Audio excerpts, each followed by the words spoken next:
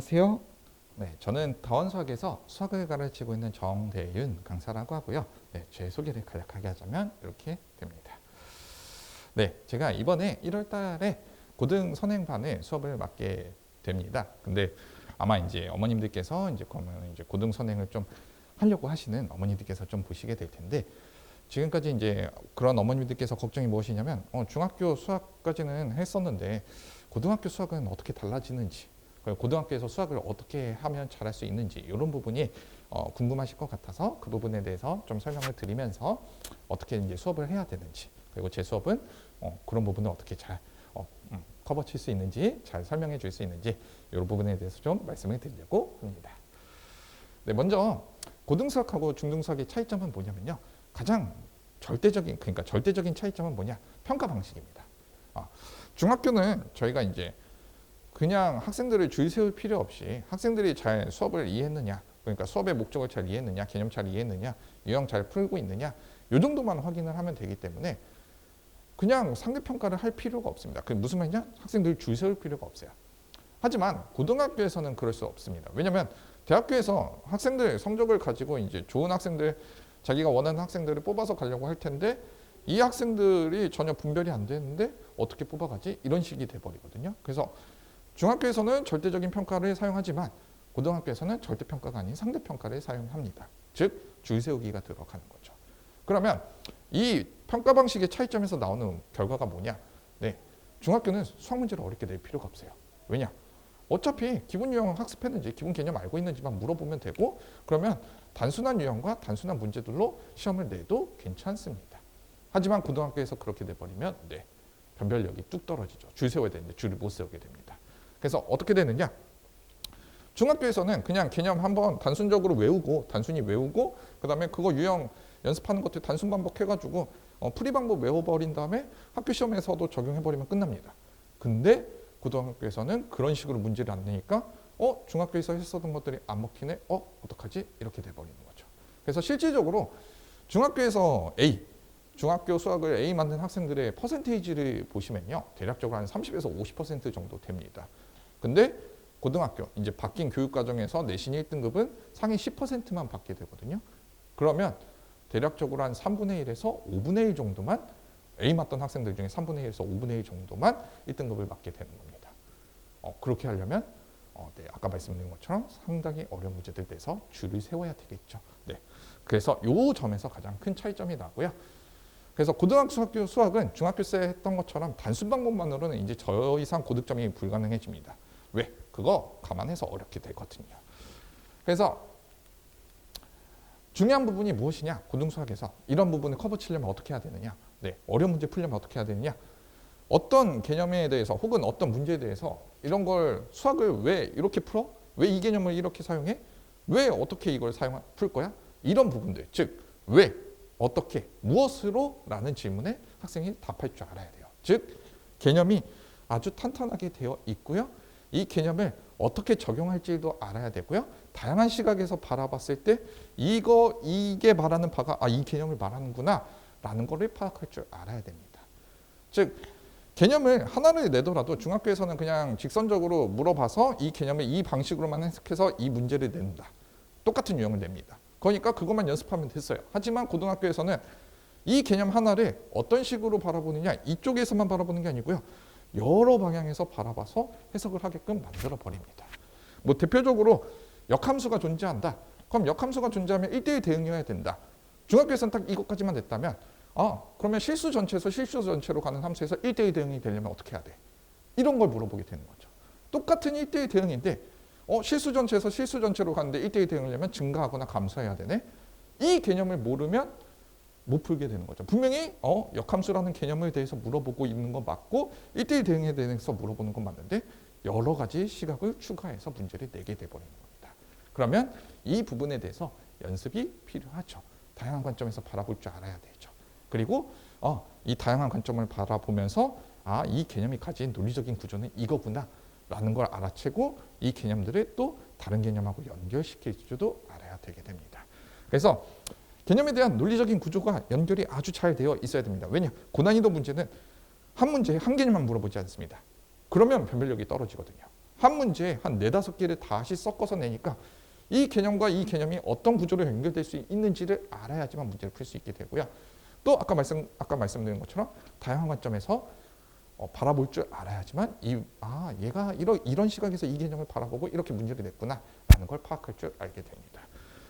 그리고 이런 것들이 가능해야지만 고난이도 문제를 풀 때 해석이 가능해지고 풀이 방향을 잡을 수 있게 됩니다.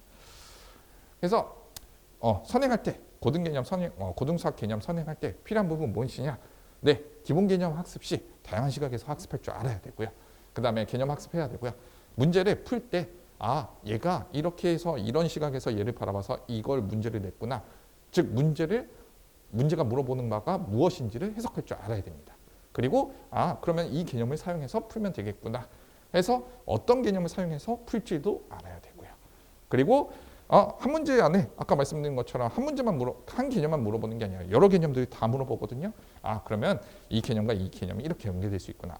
그 각 개념들이 어떻게 연결될 수 있는지도 알아야 되는 겁니다. 그리고 이제 여기서부터는 좀 제 자랑인데 제 수업은 앞에 지금까지 말씀드렸던 부분들을 아주 충분히 잘 설명을 합니다. 어려운 문제 나와도 저는 괜찮죠. 왜냐면 이제 저는 서울대 이렇게 수학교육하다 보니까 수학이 1% 밑으로 내려가 본 적이 없거든요.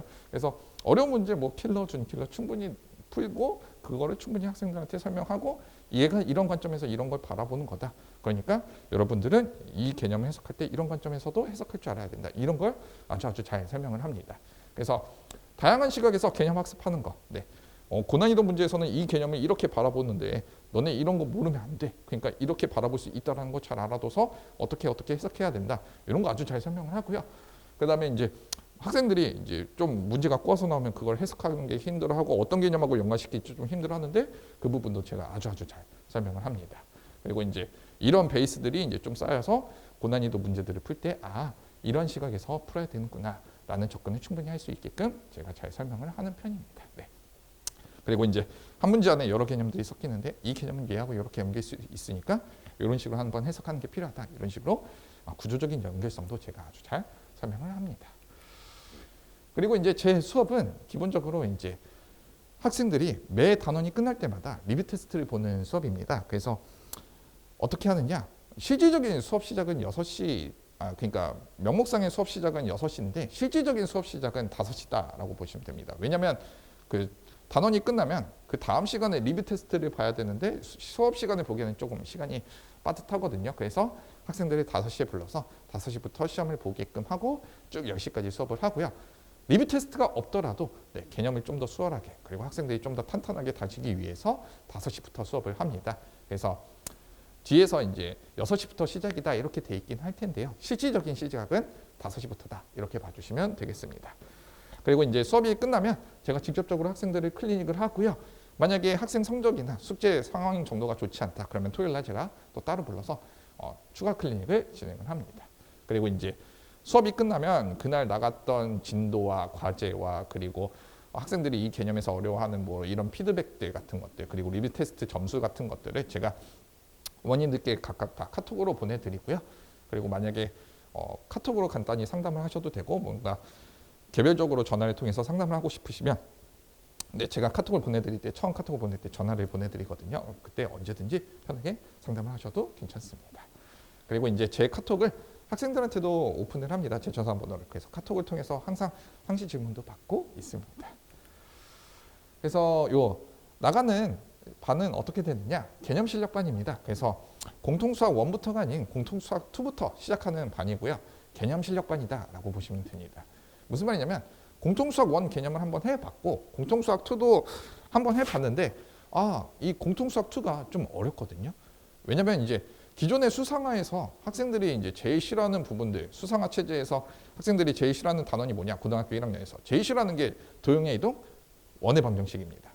근데 원의 방정식하고 함수 이렇게거든요. 역함수까지 해가지고. 근데 이게 다 어디로 갔냐면 공통수학 2로 갔습니다. 그래서 분명히 한번 선행을 한 학생들인데도 공통수학 2만큼은 너무 어려워해요. 어려운 과목들이 다 그쪽으로 갔으니까.